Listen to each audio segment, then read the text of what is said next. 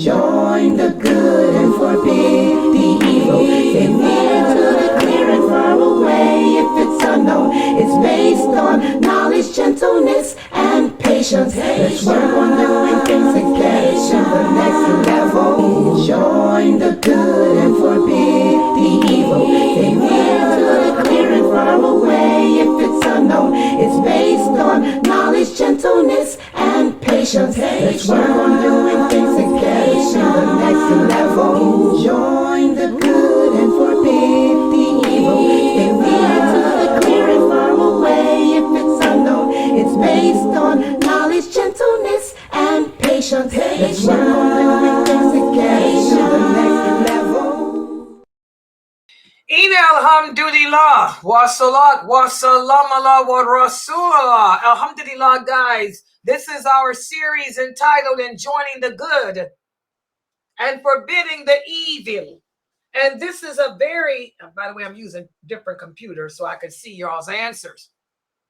This topic is so important that today what I'm going to do is give you a quiz over what we've covered so far, because this is the problem.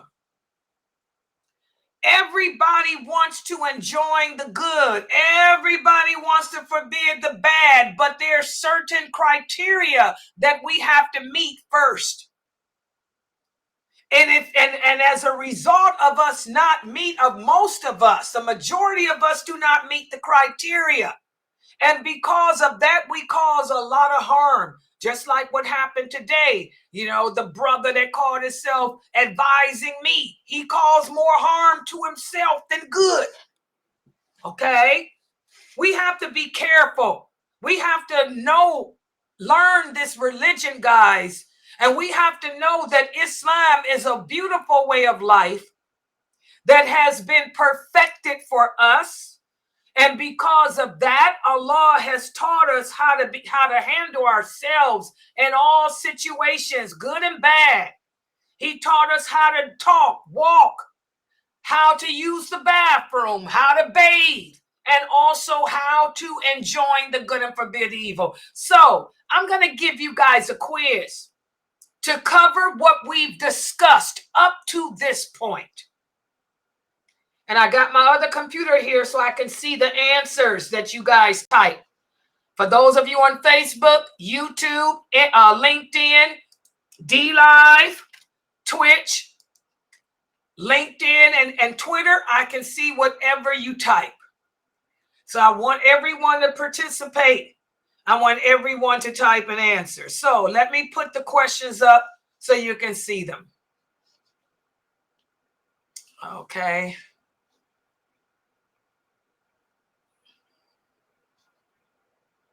Oh, I'm sitting here looking. Okay.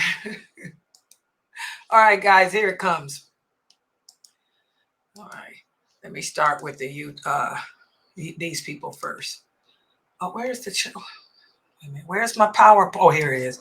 I was going to say, what happened to the PowerPoint I just threw together for y'all? Because I was just going to ask the questions and have y'all answer, but then I decided the questions are so good that I'm going to put it in a PowerPoint form because I want you guys to read them, to be able to see them, so you can give me your answers. Okay, here we go. Presentation 1. There. Okay. Inshallah, you guys can see the questions here. Let me make it better for you. All right, everybody can see that. This is enjoining good and forbidding evil. And this is the first part of what we've discussed. Let's see how well you guys can answer these questions. Question number 1.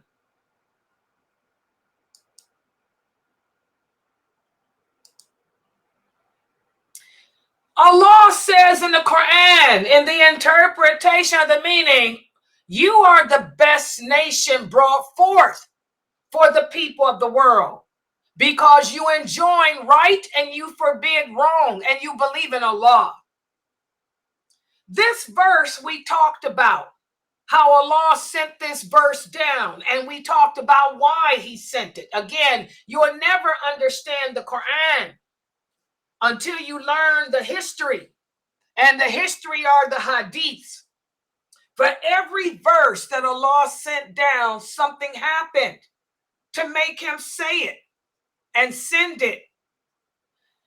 What is it that makes us Muslims the best of all nations? When this verse came down, the Prophet Muhammad explained what was meant by it and why. Who can answer that? Why are we Muslims the best of all nations? What is it that makes us the best of all nations? How do we differ from the other nations? Who can answer this thoroughly and correctly? Go ahead. And let's not take all day, because you know some brother's going to come popping up in here and I don't want to get angry at him. So y'all get busy.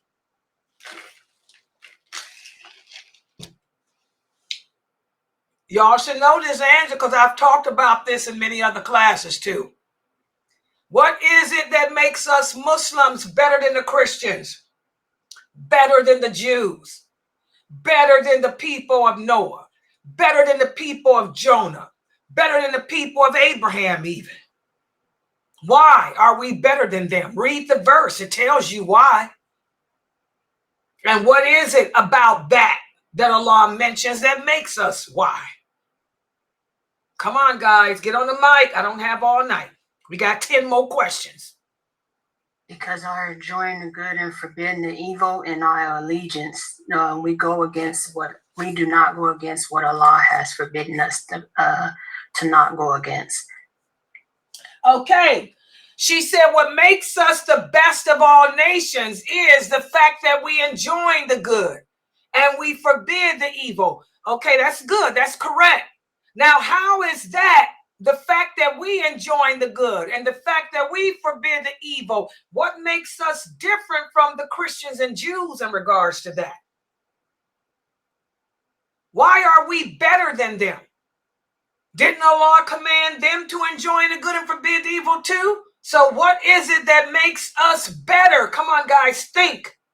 Think of everything you've learned about this. What makes us better than the Christians and Jews in regards to what's good and clean and what's bad and dirty? Because that's what enjoining good means. We enjoin everything that's good and clean. We forbid everything that's bad and dirty. So how does that differ from the Christians and Jews? I'm just now really giving you the answer. Who can answer that? They don't do that. No, that's not the answer. Come on, guys. Think. Let me see. Go ahead, Anissa, whoever it was, while she tries to see. We because we have the allegiance to Allah. No, this ain't got nothing to do with allegiance. I want y'all to know, hold on. When we talk about good, enjoining good and forbidding evil, this ain't got nothing to do with allegiance. Wala Wabara has nothing to do with this. Okay? So y'all want everybody to take Wala Wabara out. We're talking about another part of the Shahada. Another part of the Shahada is enjoining good and forbidding evil. Wala Wabara has to do with allegiance and disassociation. We ain't talking about that. And I'm trying to give y'all the clue. Every prophet that Allah sent commanded his people to enjoin what is good and forbid what is evil. But something happened with them. And as a result of that, Allah says we Muslims are better than them because we enjoin everything that is good and clean. And we forbid everything that is bad and dirty. I'm giving you the answer really in different words. So what is it about us that makes us better than they? Sister Halima said we have God. No, that's not the answer either. It has nothing to do with guidelines. Okay, Aisha, can you take the mic and tell them that answer? That's the answer, Aisha. Get on the mic so these sisters can remember. Are you in the Zoom room? You're not in the Zoom room? Okay, Aisha Norto has the right answer. What is it that makes us better than them? You guys forgot. Remember, I am on the Zoom. Okay, well, would you explain that answer to them? Tell them. What makes us the best is that for us, we do enjoy the lawful and unlawful, but what makes us different from them is those people, they transgress, such as the Jews. Allah made it unlawful for them to eat seafood and stuff. So, yeah. Okay, exactly. What makes us better than them is the fact that because they disobeyed Allah over and over again, Allah made some things that were good and clean unlawful for them as a punishment because they transgressed Allah over and over. Like Dr. Ali was saying in his lecture today, you know, Allah gives us chances out of his mercy. He gives us time to repent. He gives us time to change. But a lot of people don't. So as a result of that, Allah punished the Jews. He punished the Christians by making things that were good and clean unlawful for them. But because of us, we are the best nation brought forth. Because the companions obeyed Allah in everything he commanded them to do. Everything that Allah made lawful for us is good and clean. And he only has forbidden us everything that's bad and dirty. So if you come to a Muslim and you ask me, why come I don't show my body? The correct answer is because it's bad and dirty to do so. Why is it that a woman can wear makeup? The answer is because it's good and clean. But for the Jews, why come you don't eat crab meat? Because it's a scavenger of the sea and Allah made it a haram for us, not because it's dirty, but because we were punished for not going into the promised land to fight those people. Y'all see the difference, Anissa and everybody else? So I want you guys to remember that most Muslims get this answer wrong. We are the best nation brought forward because everything that we tell you is good, is really good for you. And everything that we tell you as Muslims is bad, is really bad for you. Cigarettes, alcohol, drugs are bad. They weren't a punishment for us, they're bad. Sex out of wedlock is bad. Adultery is bad. Disrespecting your parents is bad. Abusing people on the internet, cyberbullying is bad. Oppressing people is bad. So that's what makes us the best of nations. Because everything that's haram for us is bad for everyone else.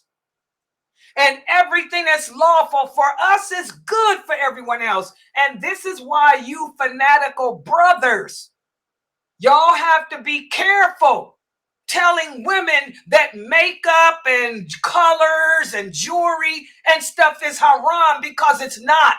You're making something bad and dirty that Allah didn't make bad and dirty. What you're doing is punishing women.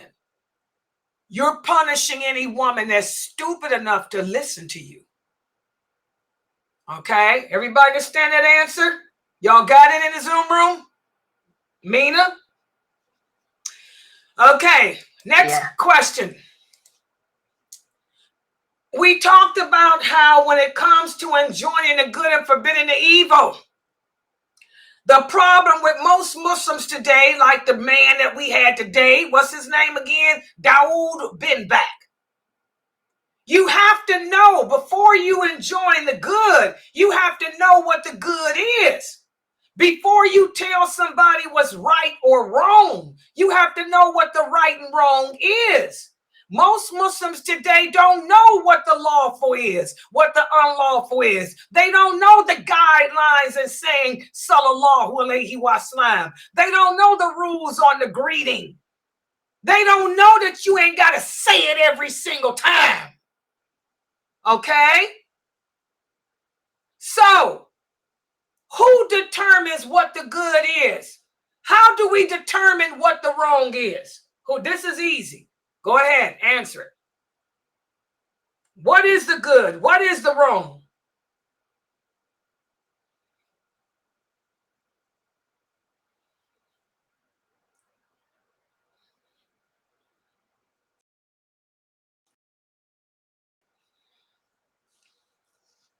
That Allah said is right, and the wrong is everything that he said is wrong. Exactly. Easiest answer.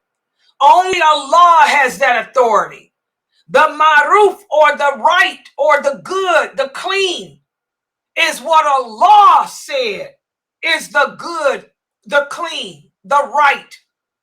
And the wrong is everything that Allah said is bad and dirty. Everything that he said is haram, not what you say. So that's why, like the Prophet told the companions, how can you teach this religion if you yourself don't know what the lawful and unlawful are? That's why he sent Mu'ad. He said, if you want to know the lawful and the unlawful, go ask Mu'ad. Nobody knows it better than him. That's why when he sent Mu'ad and Ali and Musa Ashari out to convey the Islam, to give dawah, he sent them because they understood what the maruf was and what the munkar is. People like Dawood what's his name again? Bin Bak. He doesn't know what the right is. He doesn't know what the wrong is. Just like most Muslims today don't know what the right is.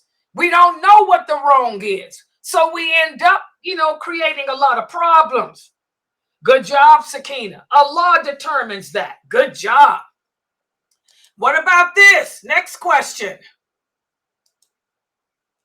Allah says in the Quran, in the interpretation of the meaning, let your enjoining of good be good, and let not your forbidding of bad be bad. This is a big problem that we have today. We talked about the signs of the last hour. This nation will divide and fight each other. Why is it that the Muslims are on the internet fighting each other, killing each other, kafiring each other, threatening each other? They're doing this because they don't understand the meaning of this verse of the Quran. So who can tell us what did the Prophet, and because Allah said this in the Quran, and also the Prophet sallallahu alaihi wasallam, he emphasized this over and over and over again to the companions when he sent them out to give dawah. He said, let your enjoining of good be good, and let not your forbidding of evil be bad. What does that mean in plain, simple English? Who can tell us?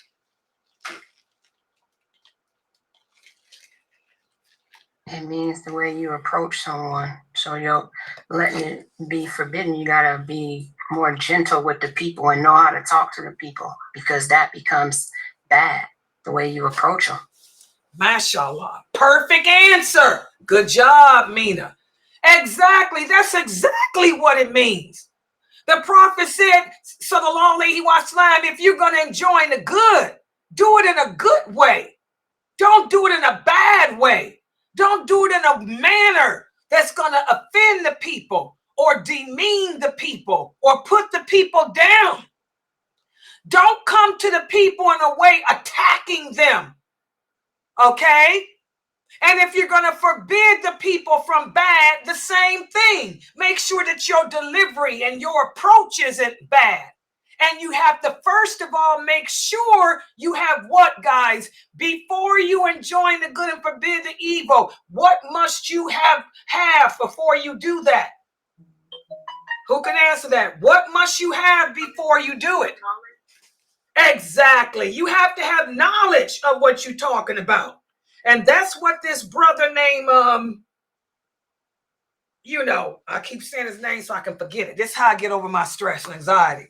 You see, I'm forgetting his name more and more. He's becoming more and more. He's becoming less and less significant to me. This is how you deal with. By the way, for you sisters who suffer with anxiety like Layla, when people upset you, like this brother did me, look at how I'm dealing with it. You mention his name like I'm doing over and over again.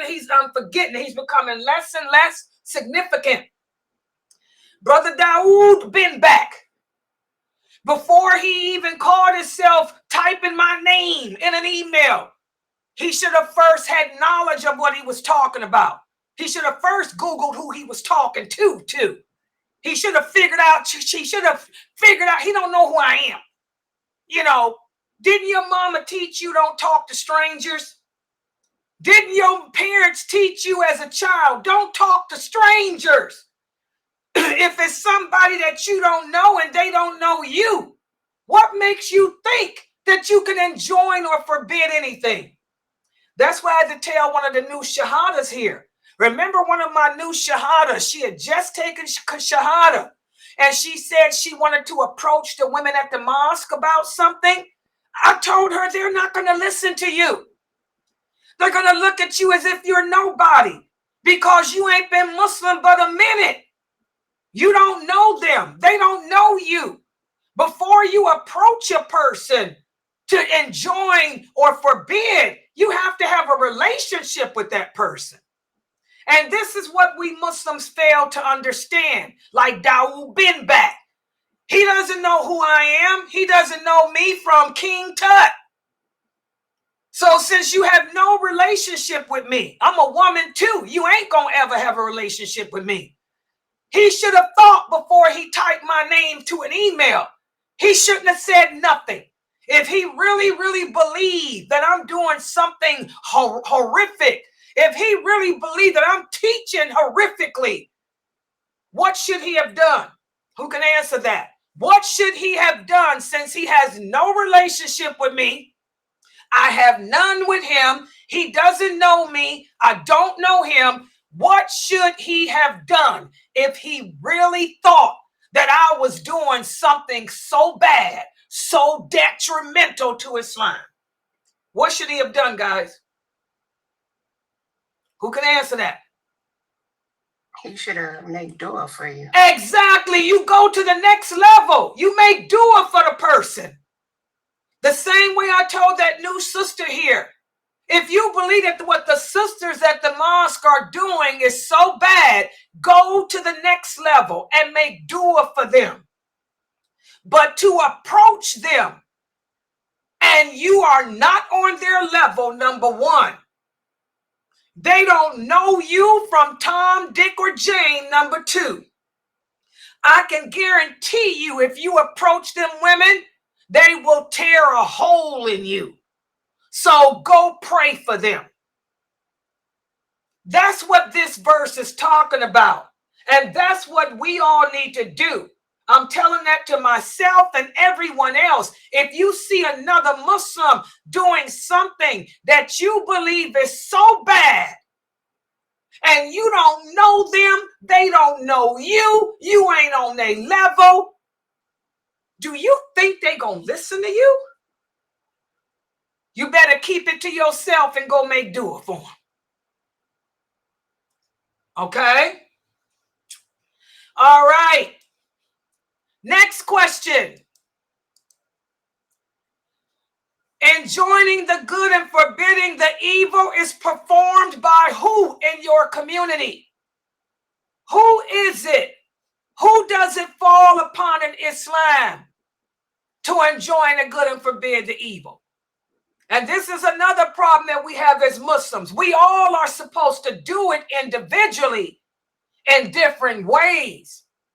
But when it comes to approaching people, when it comes to speaking out and approaching the people that you don't know, who does that responsibility fall upon? Who can remember?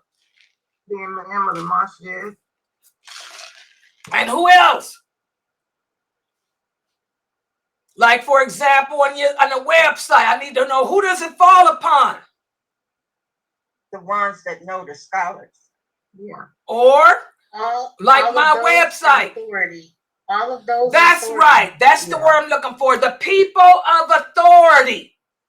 It falls upon the people of authority. Like I had to tell that new Shahada, you don't know these people. They're not going to take from you because you're not even on their level. But if you really believe that what the sisters are doing is so bad, take it to the Imam. He's the person of authority. What about a website for Brother Daoud bin Bak, whoever he is? If he really felt that Laila Nasheeba is committing a sacrilege, what should he have done? Who should he have emailed? Although I'm the boss lady, but he don't know that because most men don't think a woman's worthy of being a boss lady. But what should he have done if he really believed that I was committing a sacrilege? What should bin Bak? Who should bin Bak have emailed? He shouldn't have emailed me anyway. I'm a woman. Who should he have emailed? Anybody? Dr. Jamali. Yeah, he could have sent an email to Dr. Jamali. Everybody knows that me and Jamali are a team here. If he really, whoever this bin Bak is, if he really thought that I was doing a horrific thing because I don't say Allah subhanahu wa ta'ala, and because I don't say radiallahu anha every time I mention a name, or sallallahu alayhi wa sallam every single time, he should have sent an email to Dr. Jamali, because Jamali is the man here. First of all, this brother should never email me. He should never email me, period, because I'm off limits. I'm a female. Don't come near Layla. I got a barrier known as a computer. But everybody knows Dr. Jamali lets it be known that he's the imam of this website. He is. Dr. Jamali is the imam of this website. Okay? He makes himself known. He pops in here. And he'll tell you any problems with, I'm here. But no, the cowards won't contact Jamali because the cowards can't handle a man checking them. So he transgressed the limits and came to me. Exactly. Good job. Or he could have emailed Sheikh Morsi. But they don't know how to contact Sheikh Morsi. Sheikh Morsi don't make himself available because he ain't got time for it. But Jamali lets himself be known who he is. Got a problem? You should have went to him. He would have told you. Ain't nothing that sister doing wrong. You ain't got to say that every single time, brother. She says it. She ain't got to say it every single time. Okay? So, understand this is important. Enjoining the good and forbidding the evil is especially when dealing with people that you know nothing of, is done by the people of authority. Not by you yourself. You're nobody. You're a peasant. We have to stop believing that we are more than what we are. That's why he wouldn't contact Jamali, because he knows he's a peasant. And he knows Jamali was probably spit on him. Seriously. But you think I'm less than you because I'm a female. Brother, you got it twisted. Hashtag don't get it twisted. All right. Next question.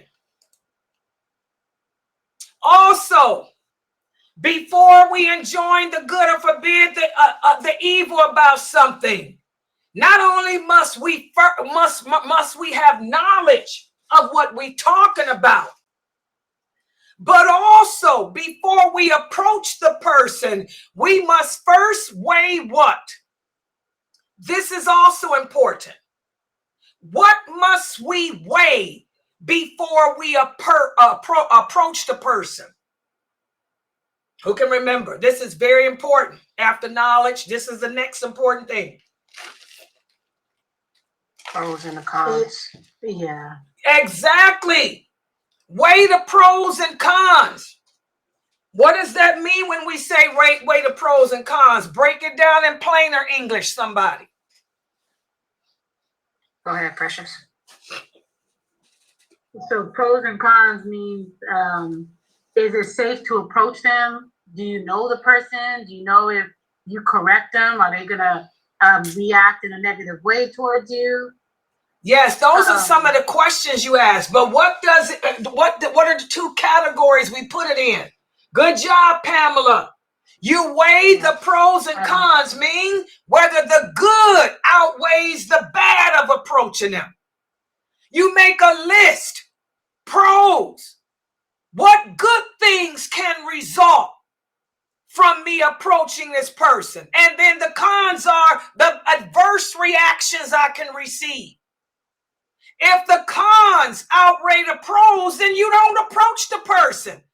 And if this Daoud Ben Back had done that, he wouldn't have had no pro on his side at all.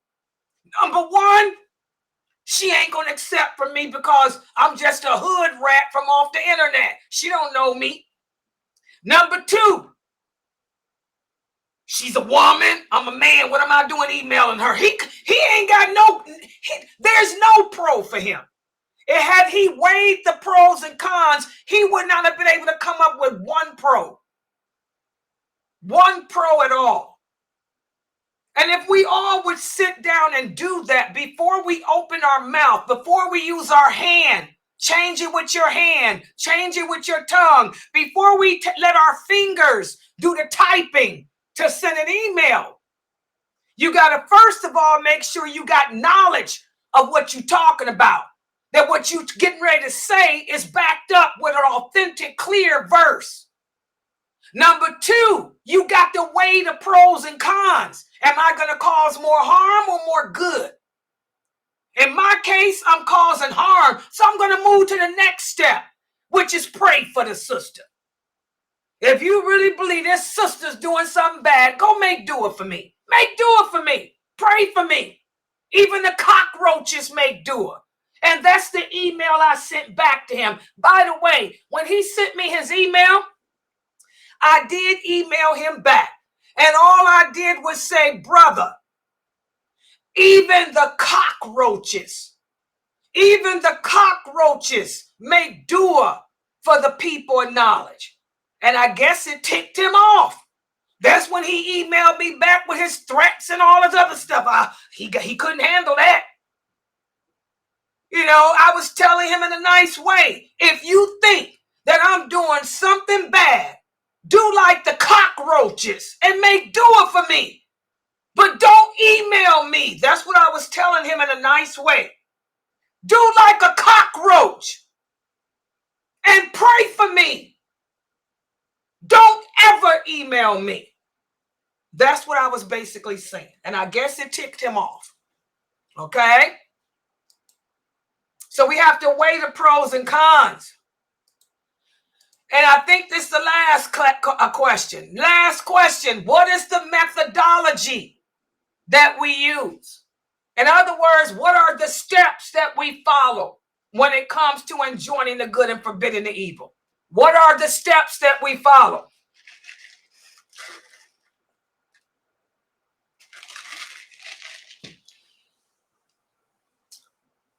I want to enjoin the good. What did the prophet say? What's the methodology he gave us?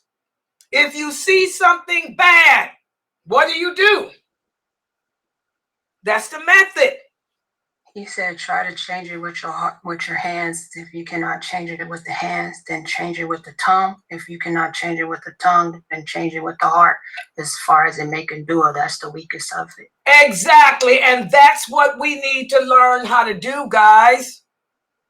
We have to learn to move on. Changing it with my hand by typing, I can't do that. Speaking out to her, that ain't gonna work either. So let me just pray for her like the cockroach do. Okay? This must be a last question. Okay, next question. What are the two groups of people who emerge that create a lot of problems in regards to the enjoining of good because they don't follow this procedure. Because we fail to follow the steps that the prophet said. Number one, investigate to make sure that our knowledge is correct. Then weigh the pros and cons. And also we have to make sure that when we do approach people, we approach them right. For those people who don't follow these steps, what happens is that two groups of people emerge. Who are those two groups, guys? Either you're going to fall in the extreme right or the extreme left. What are those groups? One group is the Mutazila, and the next one is the Qadrijite. Tell me about, what are these groups, guys? No, not that. What do they do? In other words, what do these groups? Yeah, well, that's true, but I want you to tell me, what do they do? What do these two groups do? One is too apologetic as far as explaining and implementing the deen. The other one is too hardcore. That's the Qadrijites. Okay, I want you to relate your answer to enjoining good and forbidding evil. What do these two groups do in regards to enjoining the good and forbidding the evil, guys?